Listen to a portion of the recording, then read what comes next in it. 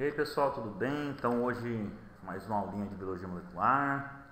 Hoje a gente vai falar sobre transcrição e nós vamos conhecer aí os principais eventos que acontecem na transcrição. Uma coisa importante que eu quero deixar claro é que os principais estudos, né, de transcrição são feitos através da bactéria Escherichia coli. Então eu não vou me aprofundar, né, na transcrição de eucariontes, porque existem muitos outros detalhes que não tem nos procariontes, né, e que não é tão estudado quanto nos procariontes. Então a gente vai ver, mas eu vou citando algumas diferenças entre um e o outro, mas como vocês aí são da turma de licenciatura, né, então a gente vai passar de uma forma mais superficial, também voltada para você ter o conhecimento para quando você der sua aula no ensino médio, e alguns pequenos detalhes para aqueles alunos que querem fazer bacharel e dar continuidade aí na sua vida acadêmica, tá? Então eu coloquei esse quadro aqui inicial, é lógico que vocês já viram isso várias vezes, eu estou repetindo sempre ele, mas ele sempre é útil para alguma coisa, né? Então aqui está mostrando o processo de síntese proteica a partir do DNA de uma célula eucarionte, certo? Então aqui, esse processo aqui de síntese do RNA, né, que é o processo de transcrição, né? Então você tem o processamento do RNA, ele sai do núcleo aqui, e aqui vai ocorrer agora o processo de tradução. Só que é o seguinte, por que eu coloquei esse quadro agora? Porque quando nós vamos falar de transcrição, isso é muito importante você entender isso. Provavelmente você escutou lá do seu professorzinho, né, no ensino médio, que o processo de transcrição é para poder produzir o RNA, para ele poder levar a informação do DNA que está no núcleo para fora dele. Na realidade isso não é verdade, né? Isso daí foi dito mais para você contextualizar, você tentar visualizar e diferenciar o processo de transcrição e tradução. Porque a bactéria, né, os eucariontes, eles não têm núcleo, né? Então como que seria isso? Eles também fabricam RNA. Então na realidade o que acontece é que o RNA ele é uma estrutura muito mais degradável, ele é uma estrutura que não tem tanta estabilidade quanto tem o DNA, principalmente pelo fato de ele ser uma fita simples, né? E o DNA é uma fita dupla. Então o RNA está sujeito sempre ao ataque de endonucleases, exonucleases que vão deteriorar ele, né? Então isso permite com que a produção de proteínas a partir do RNA seja um evento pontual, né? Então ele é produzido quando há necessidade. Então você tem um estímulo, né? Esse estímulo ele responde aí na abertura do DNA, que inicia o processo de transcrição. Agora esse RNA sai ali do núcleo, no caso dos eucariontes, bactérias não, e começa a síntese proteica. Quando esse estímulo se encerra, né, a forma com que a produção da proteína se encerra, quando o estímulo se encerra também, é justamente o fato do RNA não ser duradouro, né? Então ele é degradado por essas enzimas e aí o processo de tradução, produção da proteína se encerra imediatamente à medida que você não tem mais o RNA, né? Então quando você recebe o estímulo, que ele começa a ser produzido, isso é um evento dinâmico. Então ele começa a produzir, fazer transcrição. E aí quando você não tem um estímulo, ele para a transcrição. Então aquele RNA que já está ali fazendo síntese proteica tem que parar de fazer síntese proteica. Eles começam a ser degradados pelas próprias enzimas que estão presentes dentro da célula, tá bom? Então é por isso que eu coloquei esse quadro e é muito importante você entender isso daí, tá? Bom, então aqui nós vamos, nesse primeiro momento, nós vamos conhecer essas fases da transcrição aqui, certo? Então nós dividimos basicamente em 3 fases a transcrição, né? A iniciação, né, que é este evento aqui de acoplamento da enzima que promove a transcrição, que é a RNA polimerase. A gente vai dar uma olhadinha nisso aqui com mais detalhes. Depois vem o processo de elongamento, não é alongamento que nem na academia, é elongamento, tá bom? Então esse é o nome correto mesmo, tá? E por fim temos um processo de terminação, né? Então, no processo de iniciação, ele é caracterizado pelo acoplamento da RNA polimerase no DNA, o elongamento é caracterizado pela produção do RNA, né? Podem ser três, né? O RNA mensageiro, o transportador ou ribossômico, mas nós vamos nos ater a mais a produção do RNA mensageiro, tá bom? Os outros passam pelos mesmos processos, somente os processos de edição que são um pouco diferentes, mas os mais estudados são do RNA mensageiro. E por fim, né, a terminação, que é quando esse RNA se desprende do DNA, onde ele está sendo sintetizado, para a posterior tradução, né, que é a síntese proteica propriamente dita, certo? Então, para a gente começar a falar sobre a iniciação, a gente precisa conhecer um pouco mais a RNA polimerase, que é essa enzima que participa do processo aí de síntese do RNA mensageiro, transportador ou do ribossômico, tá? Então, a RNA polimerase, ela é uma holoenzima de 5 subunidades. O que isso significa? Significa que em determinado momento essa enzima ela se encontra como apoenzima, né? Então, ela tem uma subunidade que passa a constituir ela e também pode se desprender dela. Isso que caracteriza uma holoenzima. Então, no momento em que se inicia a transcrição, uma das subunidades dela, que é a subunidade sigma, se prende a ela, tem uma função, vou comentar daqui a pouquinho sobre ela, e quando inicia, que auxilia no processo dela de reconhecimento do DNA, e depois ela se desprende, né? Então, ela, em um determinado momento ela está como apoenzima, e por outro determinado momento ela se encontra como holoenzima. Tá bom? Então, essas subunidades, na realidade, são 4 diferentes, mas o total que forma a holoenzima são 5. Então, eu tenho 2 subunidades alfa, né? E uma subunidade beta, uma subunidade beta' e a subunidade sigma, certo? A subunidade beta é onde está propriamente dito o sítio ativo que vai catalisar a polimerização do RNA, certo?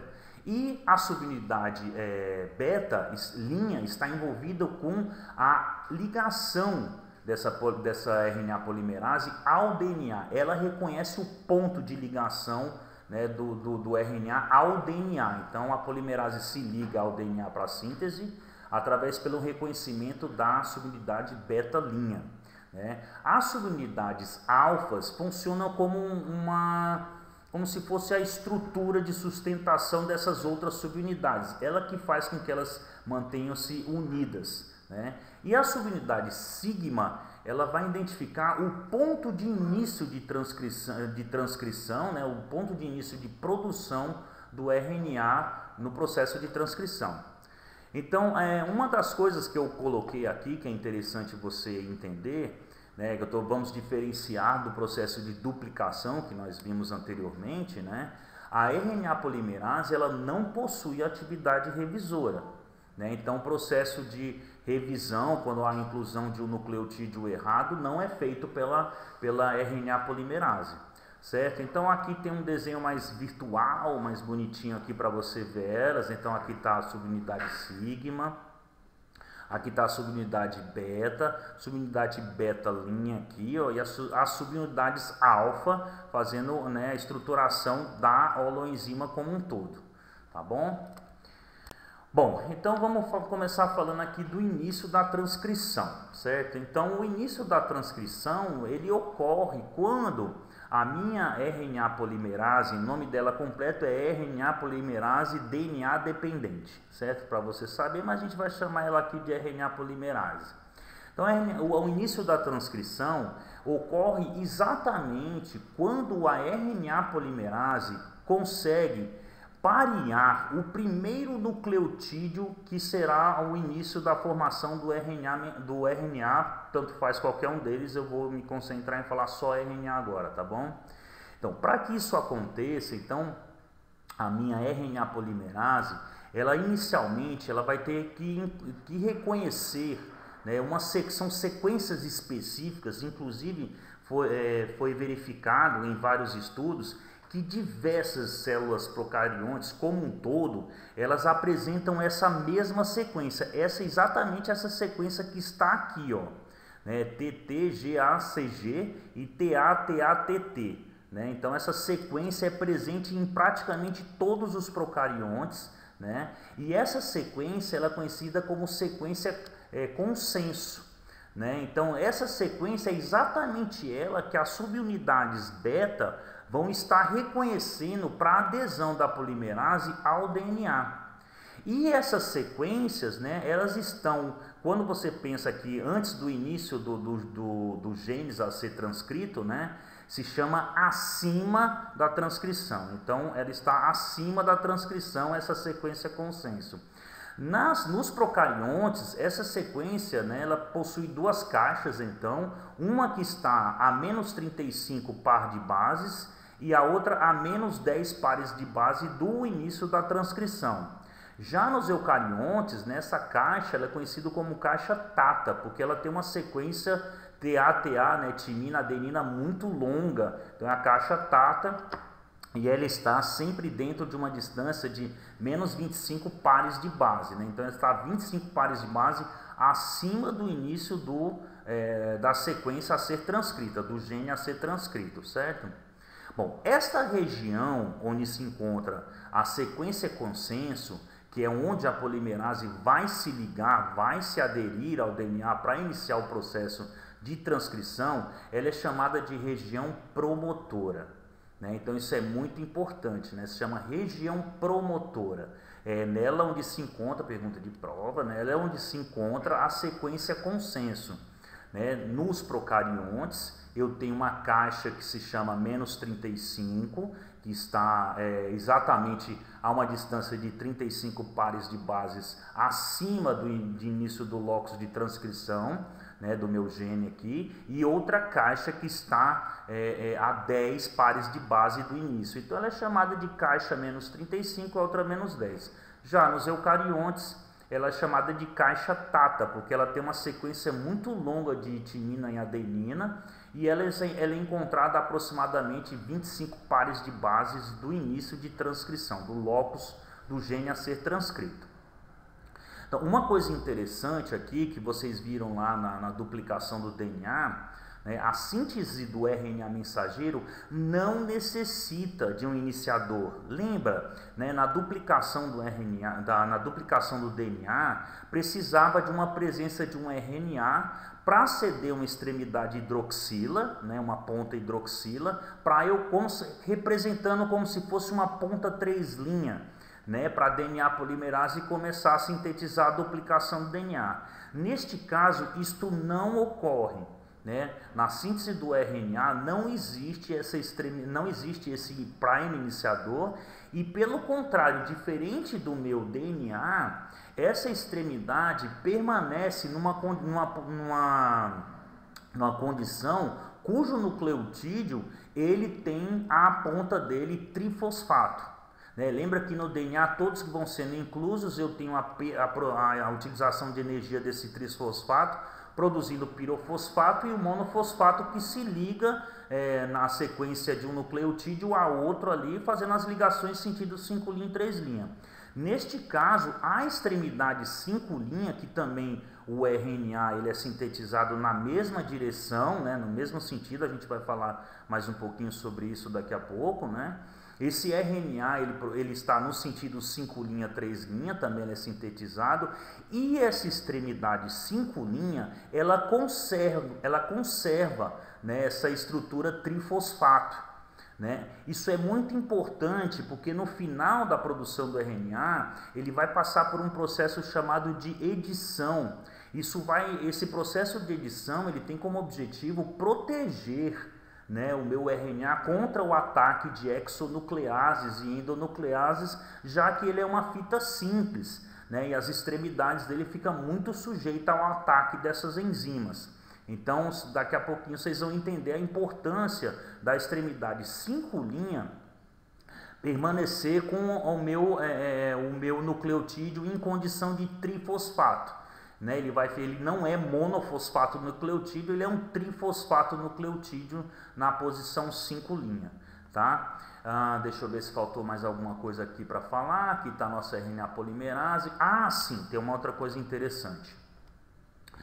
Quando a RNA polimerase ela se liga, ela reconhece, né, ela reconhece aqui as caixas menos 35, menos 10 no caso dos procariontes e a menos 25 nos eucariontes, ela dá início a um processo chamado de transcrição abortiva. O que acontece é que ela se liga, a subunidade sigma reconhece, começa a iniciar a entrada de um nucleotídeo para iniciar a transcrição, mas ela é abortada, né? Isso acontece inúmeras vezes até a RNA polimerase por fim parear primeiro par de bases, né, que vai começar a formar o início aqui na minha transcrição do meu RNA, certo? Ou mensageiro, ou transportador, ou ribossômico. Todos passam pelo mesmo processo, certo? Então, essa transcrição ela tem um início abortivo, né? Essa minha RNA se desprende novamente da sigma, sai o nucleotídeo que entrou, aí vem um próximo, né? Provavelmente isso deve ocorrer porque a polimerase não tem aquele processo de... um processo revisor, como vocês vão ver daqui a pouco, né? Então ela vai promovendo essa situação abortiva até que realmente eu tenho o pareamento adequado que ocorre aqui no meu +1. Então o primeiro pareamento ocorre aqui no site de transcrição, então é a partir daqui que ele inicia, e aí sim é dado essa fase até o pareamento, né, da primeiro par de base é chamado de início da transcrição. Então, o início da transcrição envolve a adesão da polimerase aqui na região promotora do meu DNA, né? E exatamente o pareamento da primeiro par de base é o processo de transcrição. Quando ocorre o pareamento do segundo par de base, né? Então nós já vamos entrar aqui na fase de elongamento, que é o que nós vamos conhecer agora. Bom, então aqui calma, não se assustem, o bicho de 7 cabeças só tem 8, mas vocês vão entender direitinho aqui cada parte aqui desse processo de elongamento. A gente vai conhecer aqui as outras enzimas que estão participando deles, certo? Então, o processo de elongamento nada mais é do que o processo de transcrição em si, né, a partir do segundo nucleotídeo até um nucleotídeo antes da região terminal do meu DNA, onde a minha polimerase vai se desprender, que a gente vai ver daqui a pouquinho sobre isso daí, certo? Bom, o que acontece é o seguinte, o meu RNA, na fase de elongamento, né, quando ele começa a ser sintetizado, da mesma forma que o DNA, a duplicação do DNA, ele é sintetizado no sentido 5' para 3', certo? E o meu DNA ele vai ser lido no sentido 3', 5'. Então a minha RNA polimerase ela sempre está lendo o meu DNA no sentido 3', 5', né? E esta fita que se encontra no sentido 3', 5', ela é chamada de fita senso, né? Que é a fita que é responsável pela transcrição do meu RNA mensageiro. Então vamos lá, desculpa, eu tive que dar uma pausa, talvez vocês devem estar sentindo uma diferença aí no volume aí do som, né? Infelizmente está tendo uma construção aqui do lado, ligaram a betoneira aí para eu deixar um som constante eu liguei aqui o ar-condicionado. Então vamos voltando aqui o que a gente estava falando. Então aqui é a fase de elongamento, né? Então falei para vocês que a síntese proteica, a síntese de RNA, ela corre no sentido 5', 3', opa, tá aqui eu, né? Então no sentido 5', 3', sendo que a RNA polimerase, ela vai fazer a leitura da minha fita de DNA no sentido 3', 5'. Essa fita que está sendo lida pela minha RNA polimerase, ela é chamada de fita senso, certo? Então é a fita que vai ser decodificada, vai ser transcrita para a futura tradução. Então, quando a partir do momento que entrou na fase de elongamento, né, que agora a minha fita se abriu, né, eu vou formar essa estrutura semelhante à replicação do meu DNA, que se chama agora não bolha de replicação, mas se chama bolha de transcrição, né? Então, nesta bolha de transcrição, aqui a minha subunidade beta ali, né, a minha subunidade beta linha que vai fazendo ali, né, as subunidades betas vão reconhecendo, aderindo à minha fita de DNA e fazendo a polimerização propriamente dita do meu RNA, né? Então aqui ocorre o pareamento, lembrando que esse pareamento, né, a adenina agora não pareia mais com a timina, porque a timina não é um ribonucleotídeo, né, ela é um desoxirribonucleotídeo. Então quem vai parear com a adenina é a uracila, mas o restante é todo igual, né? Com a timina é a adenina, com a guanina a citosina e com a citosina é a guanina. Então este é o evento que está ocorrendo ali, né? A síntese do meu RNA está sendo feita ali dentro aqui, ó, da minha RNA polimerase, certo? Neste momento de elongamento, a minha RNA polimerase já se desprendeu daquela subunidade sigma. É por isso que ela é conhecida, né, quando está toda associada, de holoenzima. Agora ela está na condição de apoenzima, tá? A enzima central propriamente dita, né, está ligada com seus cofatores aí, tá bom? Então, no processo de alongamento não tem a presença da subunidade sigma.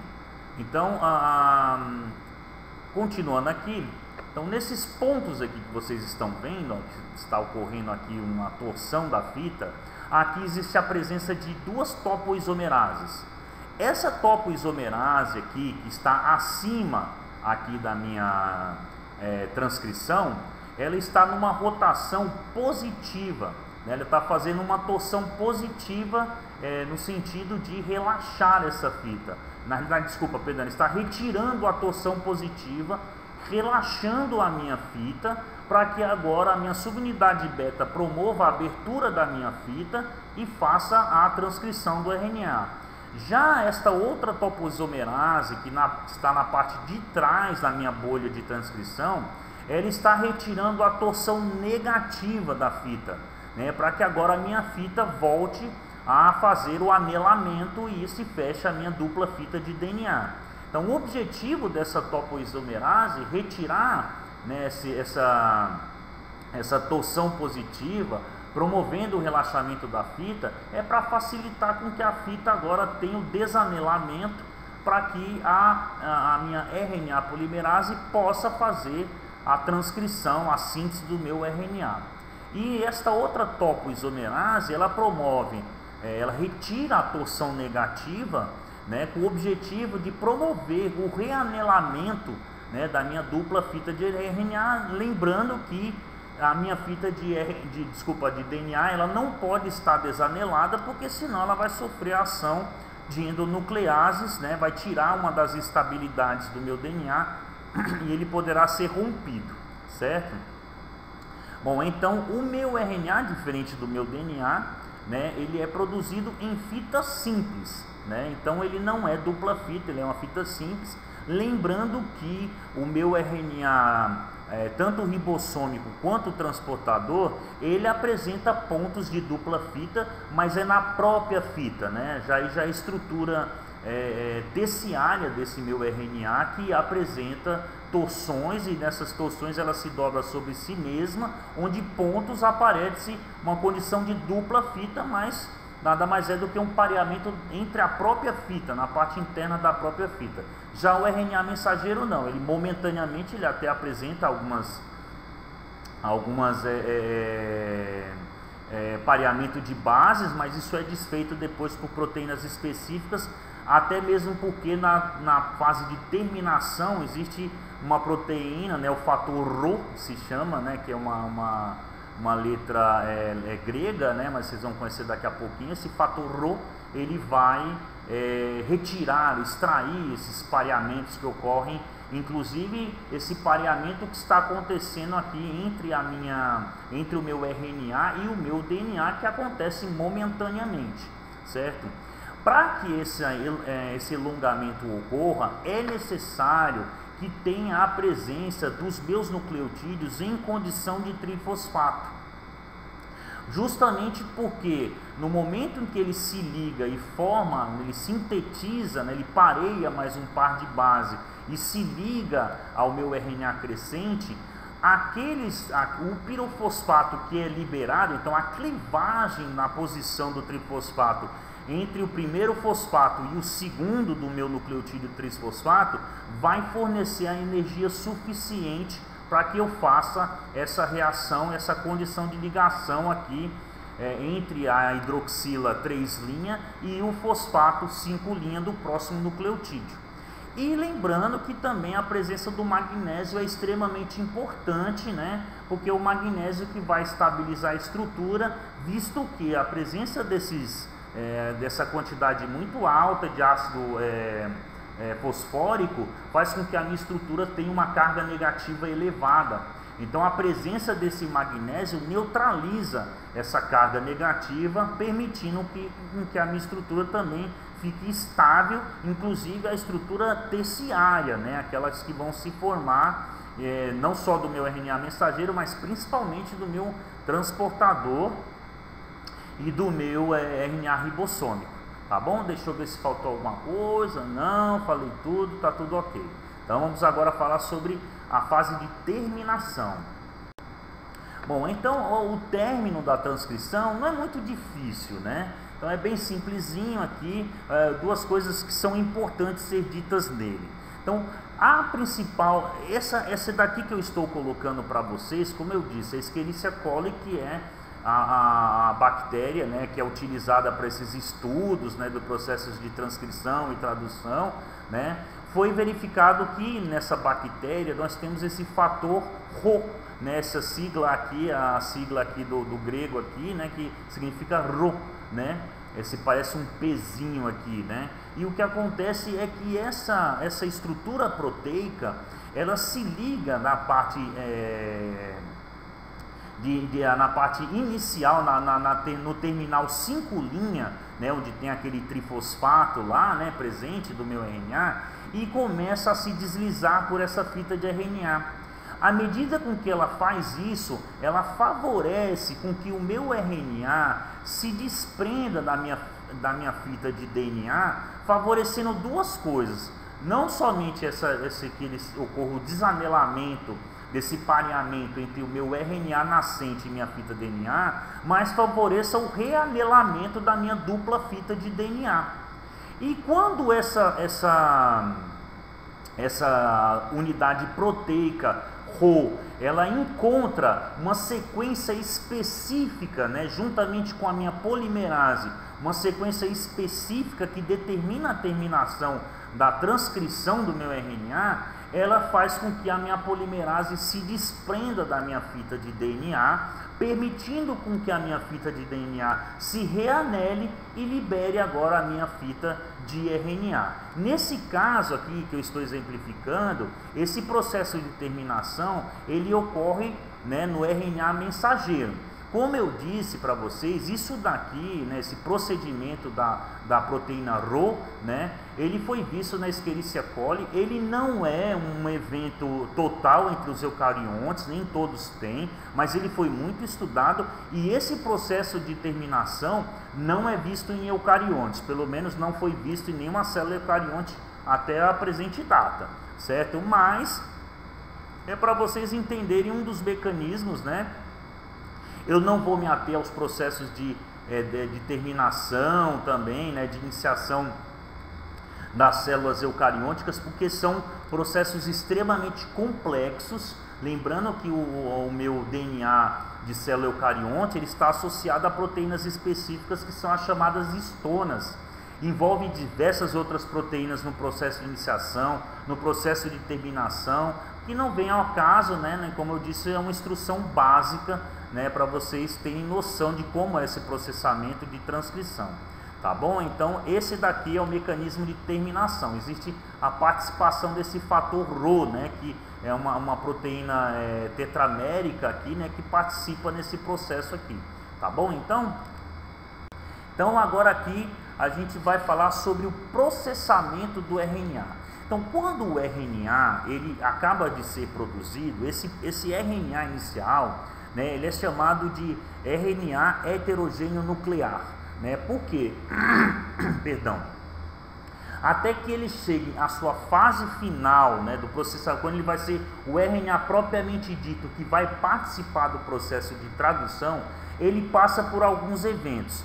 Neste caso aqui, eu vou falar de alguns eventos que são diretamente relacionados às células eucarióticas, porque você precisa entender que nesse processo aqui chamado de splicing, eu permito com que o meu DNA não somente tenha um código que favoreça a síntese de uma proteína específica, como este processo de maturação do DNA permite com que uma mesma sequência de DNA produza proteínas diferentes, né? Então isso daqui é muito importante vocês conhecerem, né? Esse processo chamado de splicing, que a gente vai falar daqui a pouquinho.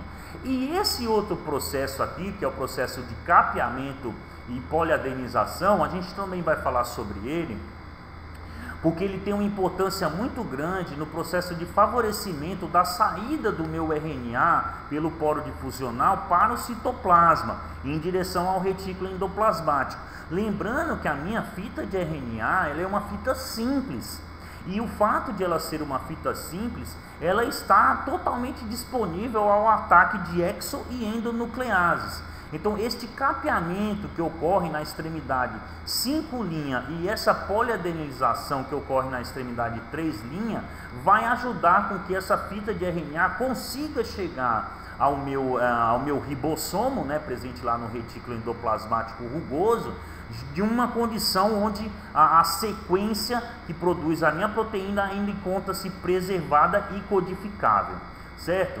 Então, a gente vai falar primeiro aqui sobre essa poliadenilização, que é a adição de adeninas na extremidade 3'. Olha só que interessante, eu já coloquei os dois aqui, mas a gente vai ver com detalhes aqui o capeamento na extremidade 5' daqui a pouco. Mas eu quero que vocês vejam então aqui esse primeiro processo aqui, né, que é o capeamento aqui e a poliadenilização. Olha só que interessante aqui. São acrescentadas de 150 a 250 adeninas na extremidade 3'. Por que essa quantidade tão grande? Isso não vai impedir o ataque da exonuclease, mas a exonuclease que age na extremidade, ela começa a agir retirando as adeninas. Só que eu tenho tantas adeninas que ela pode continuar retirando, que até o momento em que ela chega no meu retículo endoplasmático, ainda não foi atingida a sequência codificante. Então é por isso que ocorre esse processo que tem como objetivo preservar a minha extremidade 3' do meu RNA.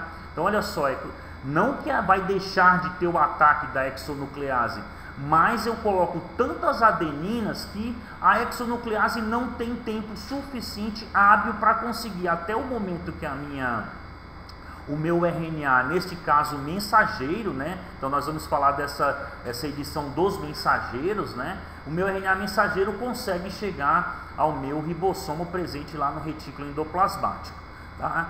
Já no caso do capeamento da extremidade 5', já é um processo diferente, que tem como objetivo evitar mesmo com que a exonuclease promova o ataque, né, catalítico sobre essa extremidade, né? Então a gente vai ver aqui nesse próximo slide como que isso daqui acontece.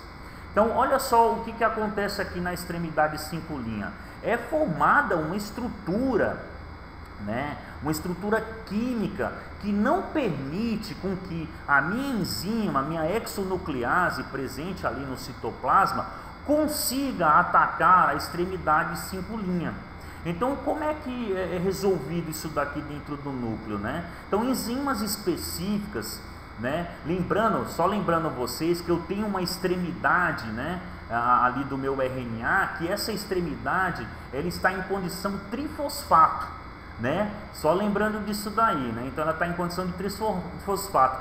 Isso permite com que um resíduo guanilato, né, metilado, então ele na realidade ele é uma guanina que é alterada, né? Ela tem uma alteração química nela. Então no meu nitrogênio número 7 eu tenho uma metilação, então eu passo a ter um resíduo guanilato metilado em N7, ele vai se ligar em uma ligação trifosfato, né?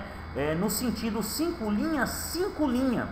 Então, lembrando que a minha exonuclease, ela sempre reconhece conexões no sentido 5', 3'. Então, ela não reconhece a extremidade, porque essa extremidade 5', ela não tem mais o grupo fosfato voltado para a parte externa, para a posição 5', porque ele ficou comprometido agora com uma ligação trifosfato 5', 5'. Vejam que esse nucleotídeo, que é sempre uma guanina, né? Ela está metilada e ela está com o meu grupo fosfato agora voltado para o sentido 5' do meu RNA, né? Que já está quase prontinho aqui. Ele vai passar por outros processos que a gente vai ver daqui a pouco. Então eu formo aqui uma trinca de fosfatos, aqui uma ligação trifosfatídica, só que com posicionamento 5', 5'. Além disso, eu tenho enzimas específicas que vão metilar as minhas hidroxilas, né, no meu carbono número 2. Lembrando, gente, você vai falar, professor, mas aqui não tem, né, o oxigênio, né? Tem sim, amiguinho, nós estamos falando de um ribonucleotídeo, né, não um desoxirribonucleotídeo. Então eu tenho uma hidroxila aqui no meu carbono número 2 que permite o processo de metilação. E em alguns casos já foram encontrados que até no penúltimo nucleotídeo eu também tenho uma metilação, ou então às vezes só continua na condição hidroxila, né? Mas em alguns casos já foram verificados metilações também nesse nucleotídeo aqui que precede o capeamento. Nesse penúltimo nucleotídeo eu posso ter qualquer uma dessas nucleobases aqui, ou adenina, ou guanina, ou citosina, ou uracila, sendo que qualquer uma delas vai estar metilada aqui na minha hidroxila do meu carbono número 2, tá bom? Então, isso daqui é o processo de capeamento. Então, o processo de capeamento nada mais é então do que a ligação de uma guanina no sentido contrário, então ele faz uma conexão 5', 5', uma guanina que já foi alterada quimicamente, ela está metilada no nitrogênio número 7, né? E eu tenho essas metilações que ocorrem aqui nos penúltimos aqui, no penúltimo e último aqui, nucleobase que está na condição normal 5', 3', né? Do meu RNA. Essas modificações químicas que vão agora proteger, né, a extremidade 5' do meu RNA dos ataques de exonucleases.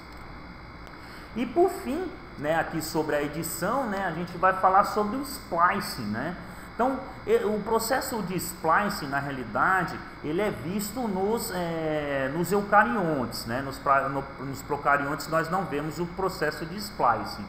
Para ele acontecer, né, então primeiro vamos falar sobre isso aqui. Então, nem todo o meu DNA que é transcrito, nem toda a sequência que é transcrita, ela vai por fim dar codificação para a futura tradução, né? Então nem todo o meu RNA que foi transcrito, ele vai ter anticódon, ele vai ter códons que vão ser reconhecidos por anticódons. Parte deles vão ser extraídos do meu RNA. Essa porção que é extraída do meu RNA, ela é chamada de intron. E aquelas porções que continuam, que vão ser codificadas na tradução, são chamadas de exons. Então veja bem, para que isso ocorra, esse processo de maturação do meu RNA mensageiro, porque este evento de splicing não acontece nos outros, né, no transportador e no ribossômico, esse processo de splicing aqui, eu preciso da participação de proteínas específicas, né, que vão atuar no processo tanto de corte, né, de cisão dessa sequência que não é interessante, não é utilizada, né, no processo de tradução, como eu também preciso de proteínas específicas que são ligases, que precisam, RNA ligases, né, que vão atuar na ligação dos exons e perder os seus introns nesses intervalos. Essas proteínas, que na realidade não são totalmente proteínas, são ribonucleoproteínas, né? São conhecidas como a pronúncia SNRPs, né? Essas SNRPs, elas atuam no processo de reconhecimento e cisão, né? Vão fazer um corte ali daqueles pontos entre os introns que não vão ser agora utilizados no processo de tradução. E o nome splicing, ele vem por causa da formação deste laço, né? Na realidade, essa sequência de nucleotídeos que não vai ser utilizada, né? Este laço que não vai ser utilizada, no momento que ele é extraído, ele passa por um processo de reciclagem, cujos nucleotídeos agora vão ser novamente reincorporados ali, vão ser retornados ali para a condição de reutilização. Mas essa sequência não será codificada. Já existem alguns trabalhos também que apontam outras funções de interferências aí no DNA que são causadas por esses laços, mas não vou entrar nesses detalhes, são coisas muito modernas aí, né? Então, essas estruturas que se formam aqui entre as SNRPs, né, as ligases e esse laço que vai ser extraído, ele é chamado de spliceosoma, né? Então, esse daqui é o spliceosoma. Este ponto que está conectado aqui é o ponto onde foi feito o corte no exon aqui, retirado do exon, para a formação do laço. Quem faz isso daqui são essas enzimas específicas aqui que estão fazendo esse corte, né? Então, por fim, esse spliceosoma conclui o processo de splicing quando essas proteínas que estão presentes aqui, e os SNRPs, conseguem fazer a conexão entre os exons que ficaram agora, que vão ser direcionados para o processo de tradução. Uma coisa muito interessante do splicing é que ele permite com que certos genes produzam uma diversidade grande de proteínas. Porque veja bem, eu posso nesse gene aqui, ó, retirar esse intron, mas desse mesmo gene eu poderia ter o intron retirado nesse ponto e esse ponto ser um exon, né? Eu poderia ter um intron aqui e um exon nesse ponto aqui. Então isso faz com que eu tenha variantes de proteínas. Isso é muito observado na produção da actina, né? Eu tenho variantes na produção da actina justamente pelo fato, então eu tenho uma actina numa região, né, do nosso organismo diferente da outra, justamente porque eu tenho essa variação de exons e introns. Então você veja que eu tenho dentro do mesmo gene a possibilidade de produzir proteínas diferentes só pelo fato de eu estar extraindo introns de sequências diferentes para proteínas diferentes, incluindo exons, tudo dentro de um mesmo próprio gene. Então, um mesmo gene ele pode produzir uma diversidade de proteínas muito grandes, certo? Então, isso é muito importante, a descoberta, né, do splicing, dessa variação, né, entre introns e exons, né, que me permite uma variação muito grande dentro de um mesmo gene de produção de proteínas diversificadas. Tá bom? Então isso aqui é o splicing, né? Esse é o procedimento, então, esse processo de maturação do RNA heterogêneo nuclear através da extração dos introns, né? E o religamento dos exons que ficam ali, que restam, né? Os introns agora vão para o processo de reciclagem, os exons são ligados entre eles, produzindo o RNA maduro, que agora vai seguir o sentido de tradução. Bom, gente, então por fim aqui a gente vai falar sobre o processo de regulação de expressão gênica em procariontes, né? Então, mais uma vez, eu estou colocando em procariontes porque é extremamente complexo o processo de regulação da expressão gênica em eucariontes, né? Mesmo porque, se alguém for para frente, avançar sobre esse sentido e querer ver sobre isso, vocês vão ter que conhecer bastante sobre epigenética, né? Porque sabe-se hoje que existem caudas naquelas estonas que controlam também a expressão gênica. Isso pode ser transmitida, essa informação, né, de pai para filho, de célula mãe para célula filha, de pai para filho. né? Então nós vamos nos concentrar e é muito estudado esse processo de regulação aqui dos procariontes, e nós vamos nessa teoria aqui chamada de teoria Operon-Lack, né? Eu coloquei o acento aqui porque eu dei o livro para vocês, o livro do Campbell, e alguns outros autores não põem acento, algumas pessoas chamam de Operon-Lack, né? Então eu vou seguir o Campbell, Operon-Lack, né? Então o que é o Operon-Lack? Na realidade o Lack-Operon, né, que está em inglês aqui, né, é esta sequência, né, aqui de genes, né, e sequências locus genéticos também, né, que são reconhecidos para a síntese proteica de uma enzima chamada beta-galactosidase, né? Então essa sequência de genes aqui, ela está envolvida diretamente a regulação, né, da atividade metabólica, né, da bactéria Escherichia coli na presença, né, de lactose. Então a gente vai entender um pouquinho mais sobre isso. Então isso daqui se liga exatamente ao que a gente conversou no começo lá, né, no primeiro slide. Lembra que o RNA, né, mensageiro, é produzido, né, e ele é produzido de forma pontual, de acordo com a demanda que a célula tem, né, justamente porque o RNA mensageiro está sujeito ao ataque de exonucleases e endonucleases. Mas o RNA, a síntese, né, a transcrição, ela está sujeita, né, à resposta a estímulos que já estão acontecendo fora da célula. Então, como que isso acontece, né? Como é que o meu DNA ele pode responder a alguma coisa que está acontecendo fora da minha célula? Então agora aqui nós vamos conhecer um mecanismo, esse mecanismo justamente de resposta, de demanda, né? De resposta ao que está acontecendo no ambiente externo da minha célula, né? Então neste caso aqui, a resposta que a minha célula está dando é justamente a disponibilização de nutriente que ela vai ter para a atividade metabólica. Então esta minha célula, ela pode responder tanto à presença da minha glicose no ambiente externo, como a presença da lactose. Lembrando que a lactose é um disacarídeo, né? Esse disacarídeo é a união da galactose, uma ligação do tipo beta, com uma glicose. Então ela precisa produzir a enzima beta-galactosidase para poder hidrolisar a ligação glicosídica que encontra-se entre a glicose e a lactose, para que ela possa utilizar esses monossacarídeos como fonte de carbono e energia para ela, certo? Então essa sequência aqui está exemplificando a sequência regulatória do Operon-Lack por completa, né, de atividade e regulatória. Então vamos dar uma olhadinha aqui embaixo, onde não está presente essas estruturas, para a gente reconhecer.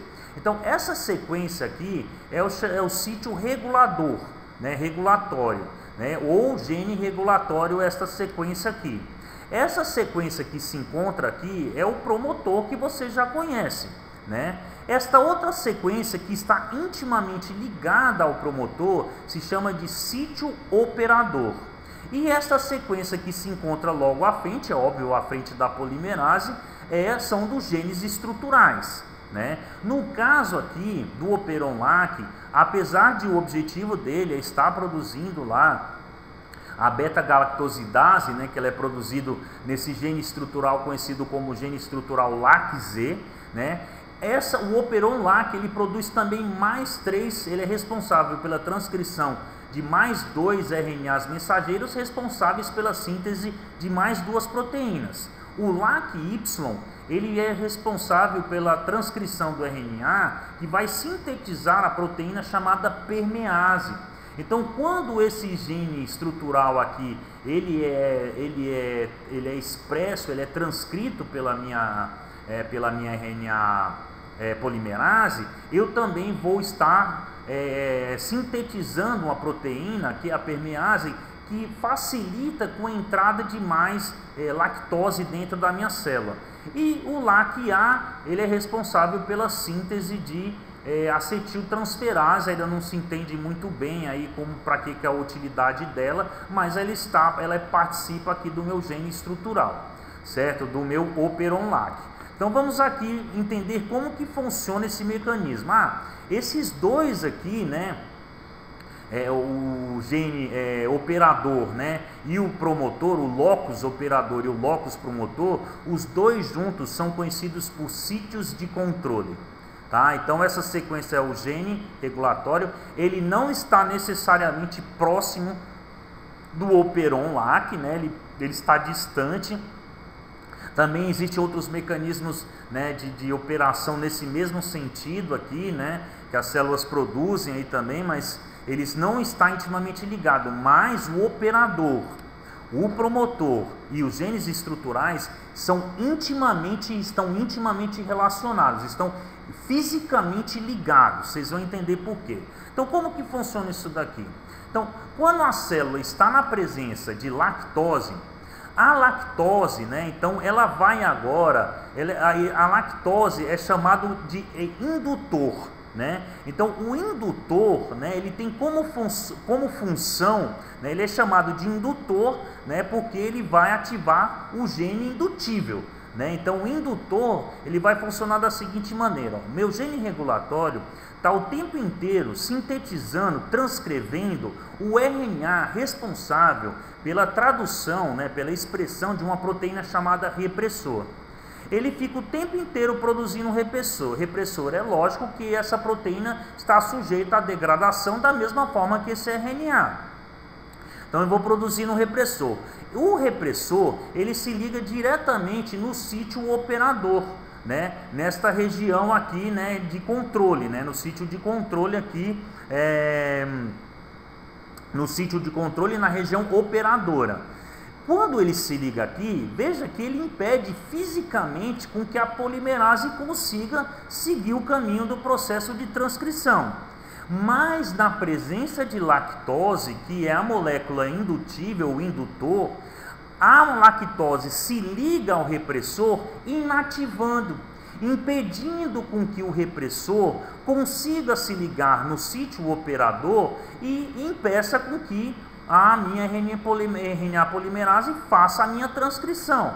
Então, quando a célula encontra-se na presença de galactose, né, na presença de lactose, a minha lactose entra dentro da minha célula através de transportadores específicos que são expressos pelo gene operon LAC, né? Lembrando aqui que o meu LAC-Y é o responsável pela expressão do RNA que vai traduzir, né, futuramente as permeases que dão permeabilidade à membrana para a entrada da lactose, né? Então essa lactose tem um transportador específico controlado pelo operon. Então quando ela está presente no ambiente, ela inativa o repressor. E aí o repressor não se liga ao operador, né, impedindo com que a minha polimerase, né, siga aqui, quando não tem o repressor, o meu operador se liga ao sítio de controle, impedindo a polimerase. Na presença da lactose, esse repressor é inativado e ele não consegue se ligar nessa região, liberando a polimerase agora siga o caminho de transcrição. À medida que ela produz a beta-galactosidase, que vai clivando, né, vai hidrolisando, né, a beta-ligação entre a galactose e a glicose, ela também vai sintetizando, vai aumentando a expressão de novas proteínas permease, permitindo a entrada de cada vez mais galactose dentro da célula, e essa célula pode utilizar agora a lactose como única fonte de carbono dela, certo? Então veja que isso daqui é um sentido de regulação negativa, né? O operon LAC opera nesse sentido, mas eu também tenho um tipo aqui de regulação no sentido positivo. Essa regulação, né, se chama regulação catabólica. Então o que acontece, né? A célula, quando ela encontra, pode ter ali até lactose ali, mas quando ela encontra-se na presença em um ambiente de glicose, né, essa célula começa a dar preferência, né, às vias metabólicas glicolíticas. Como é que ela faz isso? Então vamos primeiro entender no sentido contrário, né? Então, vamos entender no sentido contrário para poder sacar como funciona isso daqui, né? Então, quando a minha célula não está na presença em um ambiente que tem a glicose, ela começa a utilizar a glicose como fonte energética, vai utilizando ATP. Quando ela não tem mais glicose, eu começo a ter a presença excessiva de AMP cíclico, que é justamente o resultado da clivagem do ATP em AMP cíclico, né, e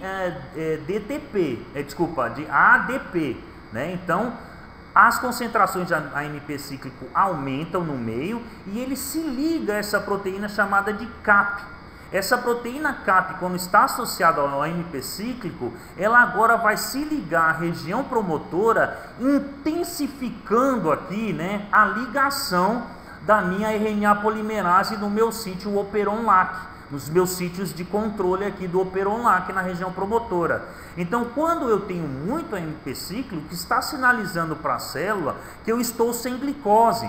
Então, isso fortifica a minha ligação da RNA polimerase ao meu sítio promotor, aumentando o processo, né, de transcrição do meu gene Operon-LAC, certo? Agora, quando eu não tenho, né, ali a minha lactose no meu ambiente ali celular, mesmo que eu tenha essa conexão, essa molécula CAP associada a AMP cíclico se liga ao promotor, infelizmente neste caso o meu repressor continua impedindo, né, com que a minha RNA polimerase faça a transcrição do meu Operon-LAC, né? Então, veja que nós temos dois tipos de regulação de expressão gênica, uma no sentido negativo e uma no sentido positivo também. Então, veja, um processo simples então de controle.